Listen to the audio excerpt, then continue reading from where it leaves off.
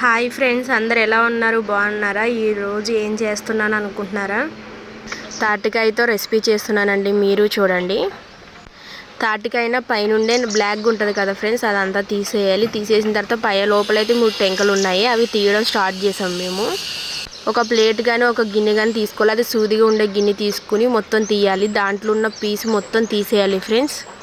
అది మొత్తం మెత్తగా ఉంటుంది. దాంట్లో మేము ఉప్మా రవ్వ వేసుకుంటున్నాం. ఉప్మా రవ్వ కానీ బొంబాయి రవ్వ కానీ అంటారు. తగినంత వేసుకుని దాంట్లో బెల్లం కోరు తీసుకుని వేసుకోవాలి ఫ్రెండ్స్. మొత్తం బాగా కలుపుకుని ఒక హాఫ్ అన్ అవర్ ఉంచాలి.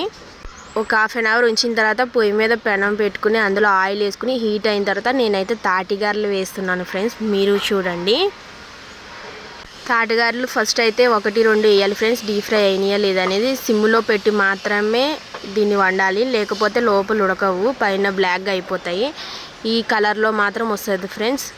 మీరు తాటిగారెలు తినడం వల్ల అయితే బ్లడ్ అయితే బాగా పడుతుంది ఫ్రెండ్స్. మీరు ట్రై చేయండి. ప్లీజ్ నా ఛానల్ సబ్స్క్రైబ్ చేయండి, సపోర్ట్ చేయండి, లైక్ చేయండి.